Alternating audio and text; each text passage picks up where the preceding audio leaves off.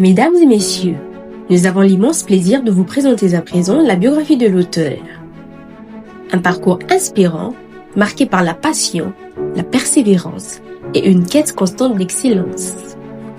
Découvrez avec nous les cheminements d'un homme dont la plume et la vision continuent d'impacter les esprits et d'éveiller les consciences. Shekinah Muyumba Kazadi est gradué en pétrole, gaz et énergie renouvelable et est détenteur d'un diplôme d'ingénieur en gestion et économie des ressources pétrolières à l'université de Kinshasa, UNIKIN. Il poursuit sa carrière professionnelle de scientifique en tant que assistant d'enseignement à l'université de Kinshasa dans la faculté des pétroles, gaz et énergie renouvelable. Il est prédicateur, passionné de l'évangile. Il a fait une formation théologique à Bible College of Testimony dans l'option exégèse et droit public. Il est pasteur dans les Assemblées des Dieux au Congo, KDC, depuis 2015 et au Centre missionnaire Tabernacle City à Kinshasa, où il exerce les ministères en tant que pasteur assistant. Artiste musicien gospel, chanteur, guitariste, auteur-compositeur, interprète et poète. Il a un single en featuring au titre de Mon Espérance avec la sœur Ada Santoto. Il est entrepreneur, passionné de la littérature depuis son adolescence, auteur et écrivain de ses 3 livres déjà publiés et correcteur des textes français et accompagnateur des écrivains. Il est pointeur basse. En formation à CEP Congo, Massina, il est responsable de la conformité à l'ONG ACDIRU et responsable du personnel de l'ex-Diva Cooking devenue Madame La Fourchette, un service traiteur pour tout événement. Et maintenant, mesdames et messieurs, les moments tant attendus est enfin arrivé. Voyons comme il se doit, avec chaleur et enthousiasme, notre présentateur de ce soir, le Dr Kwek, qui nous fera vivre cette soirée avec son éloquence et son professionnalisme. Et surtout, honorons comme il se doit l'homme au cœur de cet événement, l'auteur lui-même, M. Shekinah Muyumba, sous vos applaudissements les plus chaleureux.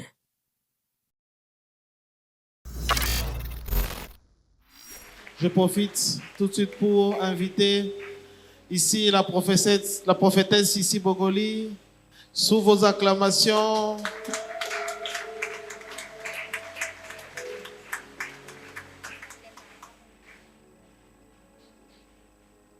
encourageons la prophétesse.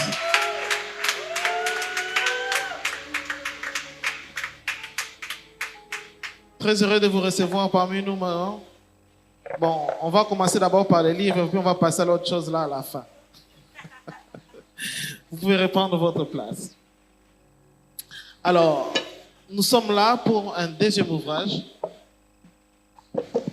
Je pensais que j'en avais suffisamment vu en titre avec la course, mais je suis tombé avec un autre titre quand même exceptionnel. Bâtir une maison à 2 verbes. Pasteur Shekinah, c'est compliqué, hein? Wow. Bâtir une maison à 2 verbes. La prophétesse Sissi Bogoli est ici devant parce qu'elle a préfacé ses livres. Et vraiment, merci d'encourager la jeunesse sur l'écriture. Mais avant d'abord de toucher la prophétesse Sissi Bogoli, dis-nous d'abord, pourquoi 2 verbes? Parce qu'il y a quelque chose quand même qui est étonnant. C'est que tu parles de 2 verbes, mais à l'intérieur, tu cites encore un autre verbe. Pourquoi tu n'as pas dit seulement 3? Wow. Ok. En tout cas, merci beaucoup pour la question. Bâtir une maison en 2 verbes. Vous venez de le dire tout à l'heure qu'il n'y a pas que 2 verbes.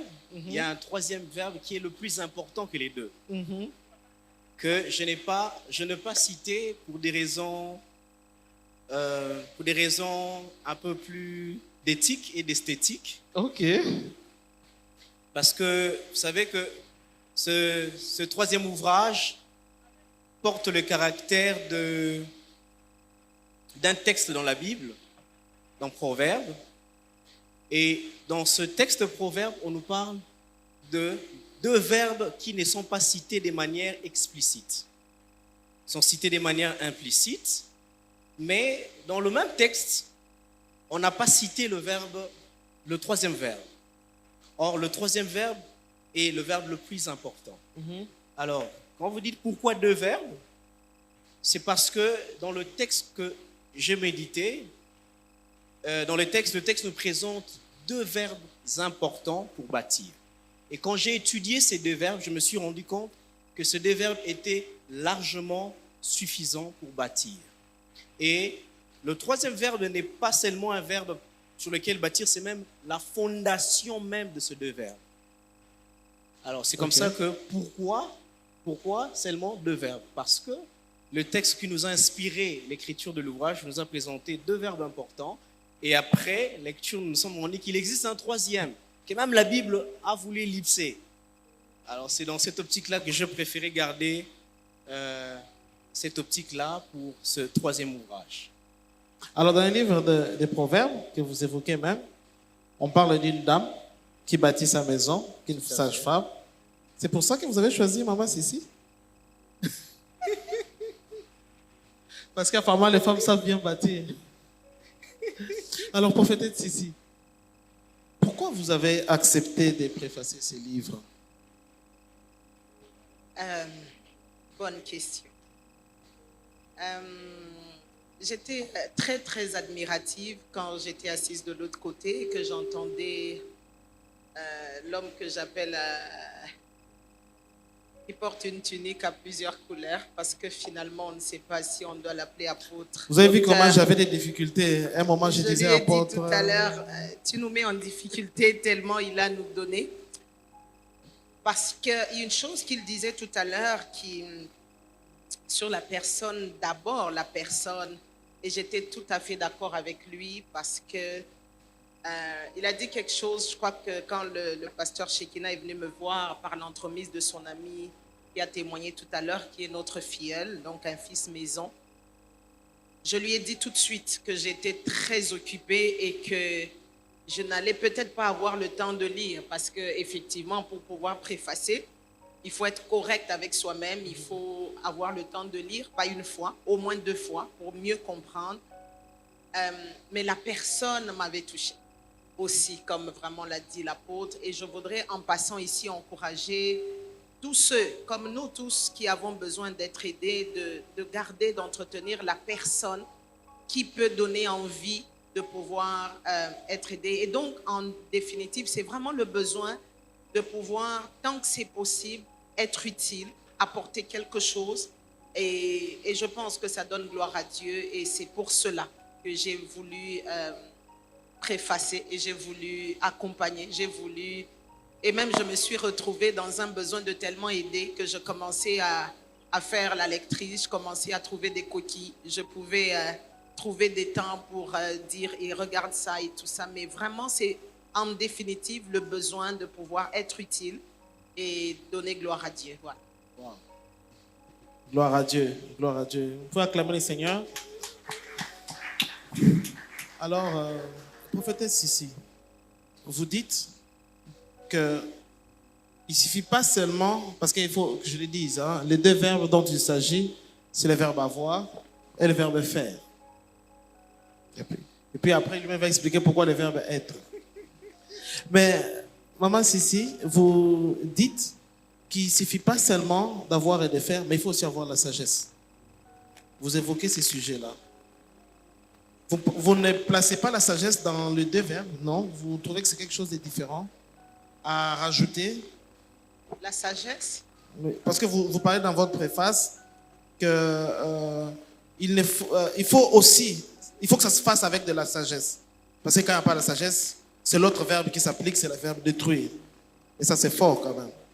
Absolument, il faut de la sagesse. Il n'y a personne ici, peu importe le domaine, peu importe la dimension, peu importe la bonne volonté, peut arriver à bâtir une chose sans le maître mot que vous venez de citer, sans la sagesse. Parce que la sagesse, l'apôtre Lévi le disait ici d'une manière, c'est aussi avoir la capacité de mettre plusieurs choses en symbiose. Donc la bonne volonté ne suffit pas.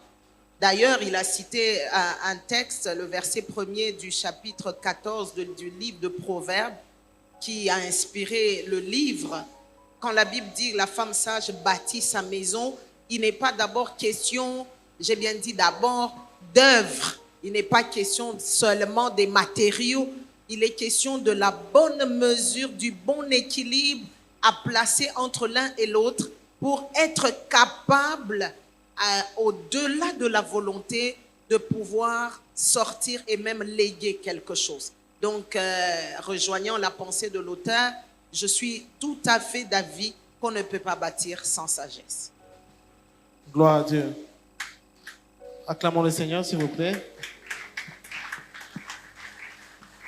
Alors, puisqu'il faut qu'on en parle quand même, dites-nous quel rapport il y a entre... Le verbe être vient faire quoi encore là-bas? Parce on fait déjà, être encore. Vous savez que vous ne pouvez faire sans être. Vous ne pouvez avoir sans être. Parce que le texte dans la Bible ne parle que du verbe avoir pour bâtir et du verbe faire pour bâtir. Mais le verbe être, c'est un verbe ellipsé. C'est comme, je n'ai pas vu jusque-là une publicité du sel. Du sel? Oui, je ne sais pas s'il y en a. Où est-ce que tu vas en venir? Je vais en venir pour dire que le verbe faire ne se publie pas. On est ou on ne l'est pas.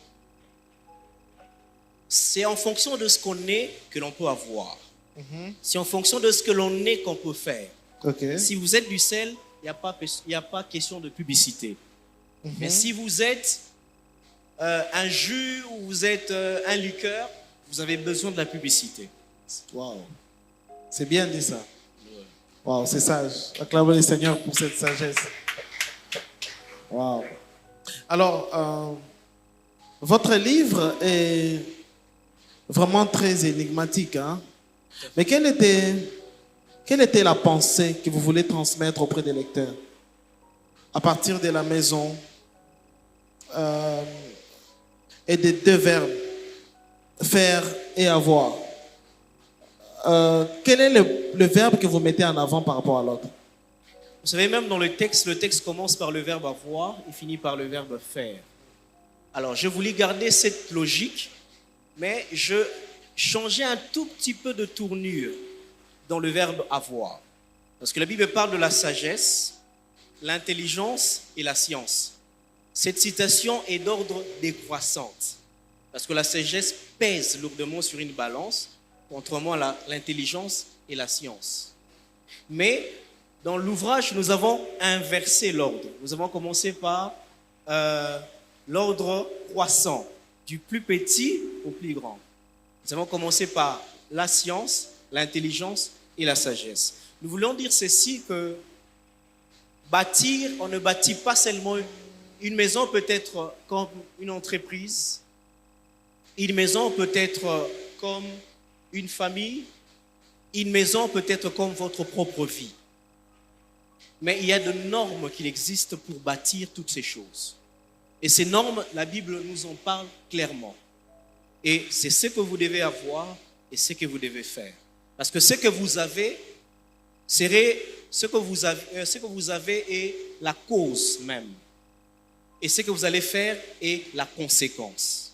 C'est comme entre le verbe être et avoir, l'être c'est la cause et l'avoir c'est la conséquence. Et par rapport au verbe avoir et au verbe faire, avoir c'est la cause, la conséquence c'est le faire. Donc, c'est-à-dire qu'il y a des normes à respecter pour bâtir, et la Bible nous parle de la science, l'intelligence et la sagesse pour avoir, et ensuite il y a des choses qu'il faut faire. Bon, je vais vous poser une question qui va un peu... Vous allez essayer un peu de nous situer. Hein? Okay. Dans la Bible, dans Genèse chapitre 11, on parle d'un groupe de gens qui bâtissent une tour, Babel, mais que Dieu n'approuve pas. Supposons qu'il y a un nouveau chrétien qui fait sa lecture de la Bible, il tombe là-bas. Et vous encouragez les gens à bâtir.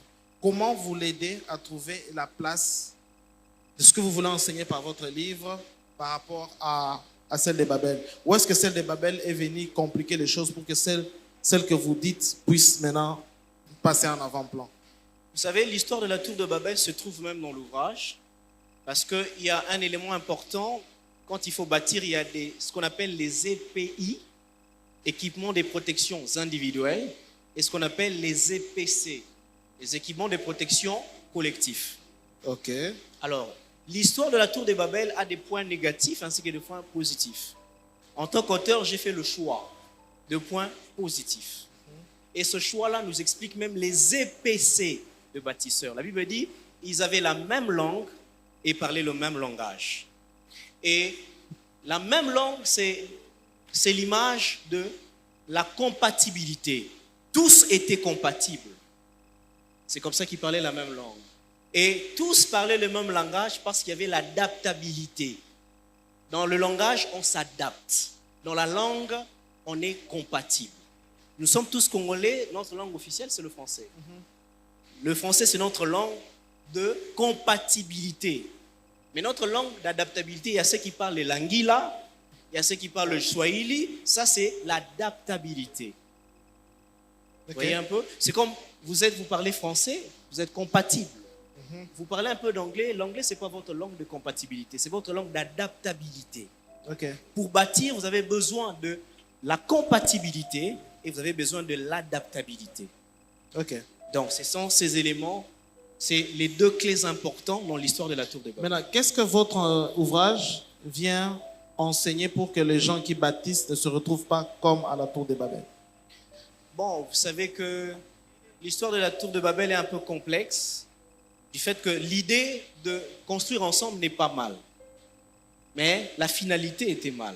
Okay. Et c'est ce que Dieu n'avait pas approuvé. Même la Bible dit, si l'Éternel les bâtit, ceux qui bâtissent font un travail vain. Donc nous tous, nous sommes des co-maçons avec le premier maçon, le maçon du départ. Et on ne bâtit que selon son modèle à lui, selon ses normes. Et on ne peut qu'utiliser les EPC que lui nous donne et les EPI que lui nous donne. Si on amène quelque chose du dehors, en tout cas, on va chuter comme la tour de Babel. Okay. Donc, c'est ça l'élément important à retenir là-dessus. Alors, prophétesse, ici, vous êtes prophétesse, vous êtes femme de Dieu, mais vous êtes aussi mariée, vous êtes mère, vous avez des enfants. Et une femme bâtit sa maison. Vous prenez soin de votre maison, de votre époux, etc. Quand vous lisez ces livres, comment vous trouvez la corrélation entre les deux? Ce que vous vivez. Vous avez plus d'expérience que nous en bâtissant. 18 ans. Oui. 19 ans. 19 ans. Oui. Et comment vous, en lisant cet ouvrage, vous retrouvez dans le 2? Wow. Cet ouvrage m'a beaucoup parlé. Il continue à me parler parce que je me rends compte qu'il est question de bâtir tous les jours.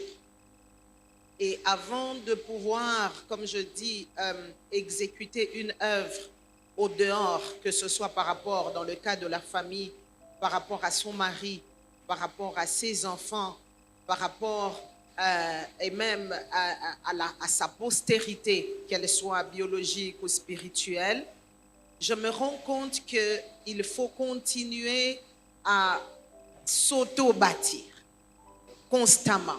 Un peu comme lui, il parle dans son expression de ses EPI. Donc, il est question de véritablement chaque jour se situer par rapport à son être avant de pouvoir travailler pour avoir et pour bâtir son mari, ses enfants et sa postérité.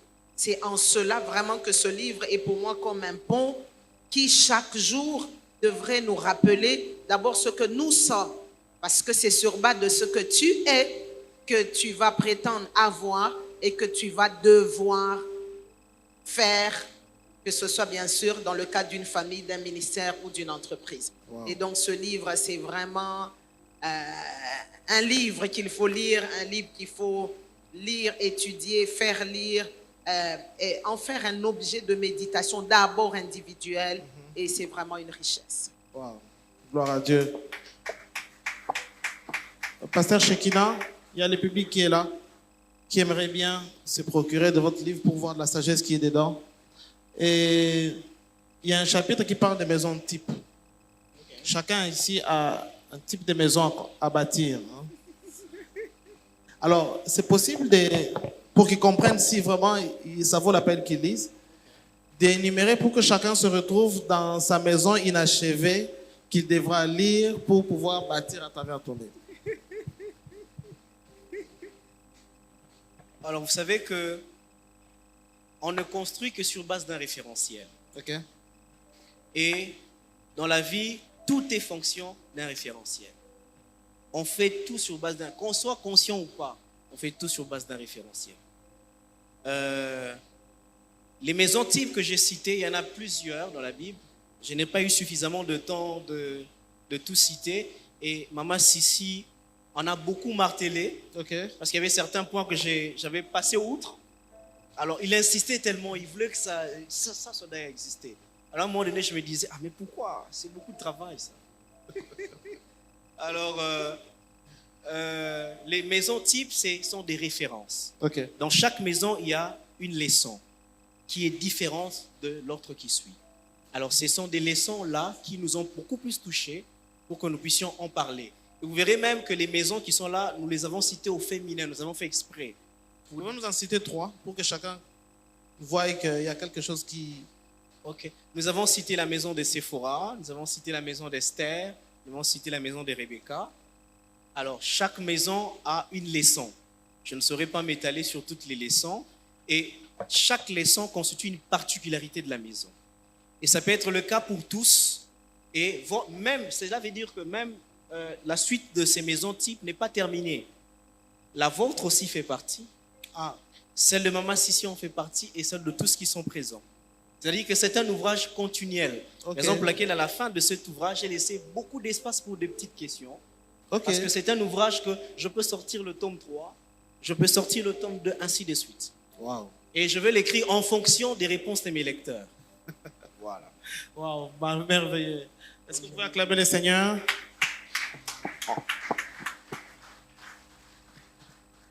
Est-ce qu'il y a quelqu'un dans la salle qui aurait une question sur cet ouvrage?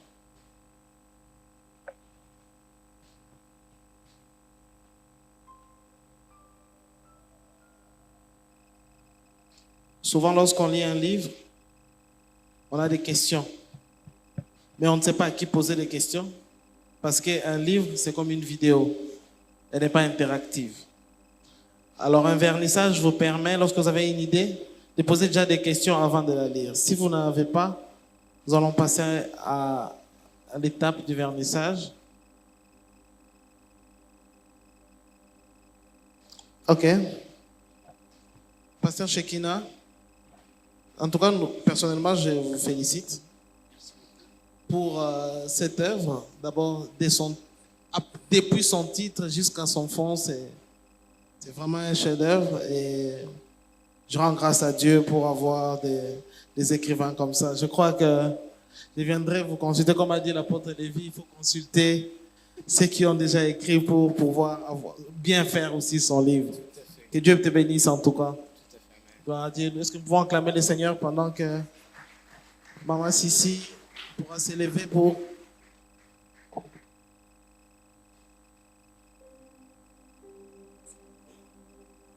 Ah, elle en a déjà.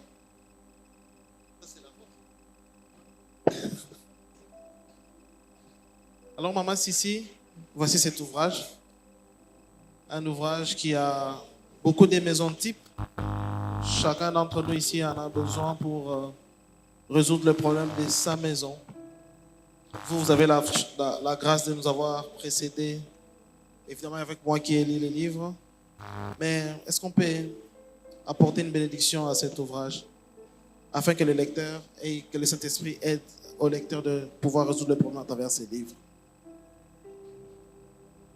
Père, dans le nom de Jésus, notre Seigneur,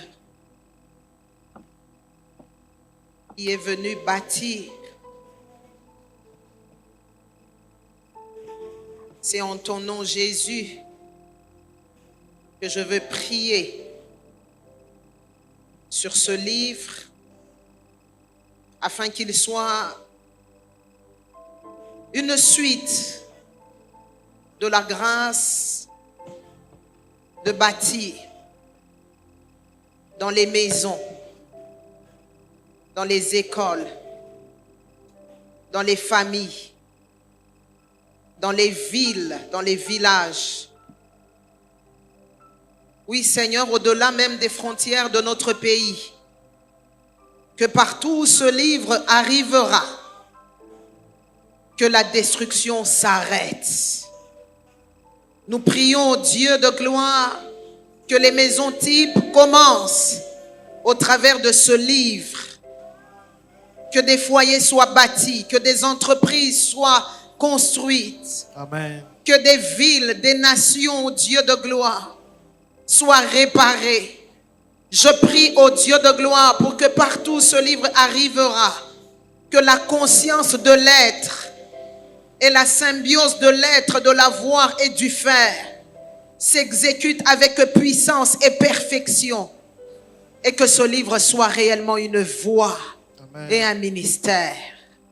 Nous le bénissons et nous voulons au Dieu de gloire déclarer que sa course ne s'arrête, que ce livre engendre des livres, que ce livre engendre des pensées des livres, que ce livre soit, oh Dieu, un objet de grâce, de consolation, et que les moyens de toutes sortes, les moyens spirituels, financiers, matériels, l'accompagnent dans le nom de Jésus. Que son auteur, oh Dieu de gloire, en soit béni, que des églises soient bénies, que des enfants, que des générations de bâtisseurs soient suscités au travers de ce livre, afin que la consolation, oh Dieu de grâce, soit répandue dans notre cher et beau pays, la RDC, et au travers, oh Dieu, de ces provinces, de ces districts, oh Dieu, et au-delà, que ce livre, oh Dieu, soit une voie. Nous le bénissons au nom de Jésus, lui et son auteur. Qu'il vive et qu'il vive longtemps. Au nom de Jésus, nous l'avons ainsi béni, déclaré, mis à part pour être une urgence, pour être lu, dévoré de nuit comme de jour. Au nom de Jésus-Christ. Amen.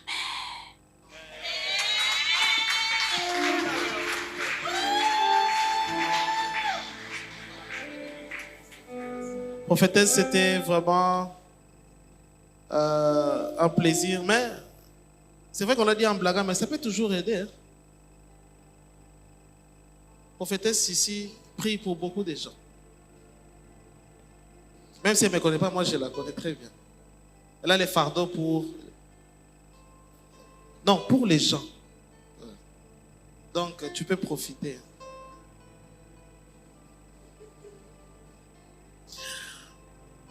Juste une déclaration, prophétesse. Père, dans le nom de Jésus, nous voulons prier et déclarer sur ton serviteur que sa propre maison aussi soit bâtie. Amen. Tu l'as appelé, tu l'as suscité, tu l'as mis à part comme un homme de vision. Nous prions pour que sa moitié le rejoigne et rapidement. Amen. Nous prions, Dieu, qu'elle soit une femme d'intelligence, une femme de sagesse, une femme de construction, afin qu'à deux, avec leur postérité, leurs nombreux enfants, non seulement biologiques et toute la postérité spirituelle, qu'ils soient un type de maison que des générations liront, étudieront à cause de la sagesse et de la grâce. Nous les bénissons et nous prions que toutes les montagnes devant eux s'affaissent, afin que le projet aboutisse et aboutisse avec vitesse. Nous voulons déclarer qu'au prochain livre, il ne sera plus seul, par l'autorité du nom de Jésus, et qu'ils seront à deux, en couple, bénis par toi, à cause de la mesure de la grâce. Au nom de Jésus, nous l'avons ainsi déclaré, scellé, et il en sera ainsi en ton nom, Jésus, et cela avec action de grâce. Amen. Amen. Sous vos acclamations.